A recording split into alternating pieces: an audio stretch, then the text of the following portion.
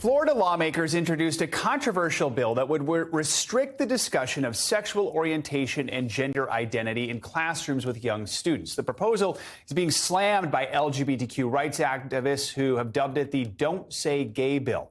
One of the most vocal opponents of the bill is Chasten Buttigieg, a former teacher and the husband of Transportation Secretary Pete Buttigieg. He directed his criticism at Florida Governor Ron DeSantis, saying bluntly, "This will kill kids," adding that this legislation would make Florida a harder place for LGBTQ kids to survive in. NBC Out reporter Jo Yurcaba joins us now to break it all down for us. So, Jo, first of all, walk us through the specifics of the bill and what are the details about it that have so many in the LGBTQ community so upset?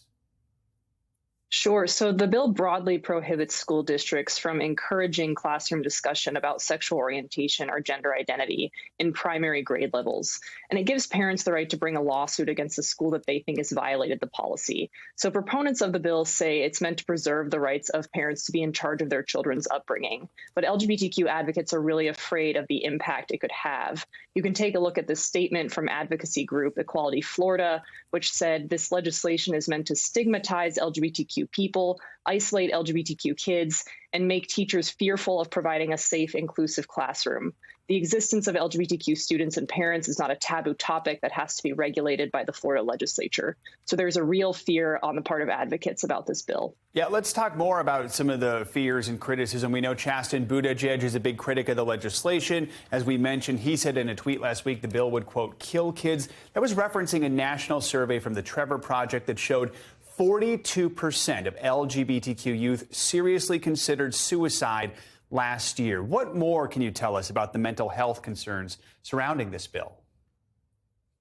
Yeah, well, as Equality Florida said, the bill treats LGBTQ people broadly as a taboo topic that children shouldn't be informed about at all because some parents disagree with who they are. And, as you noted, Chasten, speaking from his own experience growing up in Michigan, he said that kids internalize those messages and it can make them feel as if there's something wrong with them or they don't belong, which can lead to those negative mental health outcomes. Jo, we know this bill is still making its way through the state legislature. Where does it stand? Do we know what the chances are that it gets passed and signed into law in Florida? Well, the bill passed through its first House committee last week, and it looks likely to make it through its second one this week. And whether or not it will make it through the Senate is still unclear, but advocates are certainly worried because if it does make it to Governor Ron DeSantis' desk, he is likely to sign it. Jo Yurcaba, thanks so much for your reporting. Appreciate it. Thanks for watching our YouTube channel. Follow today's top stories and breaking news by downloading the NBC News app.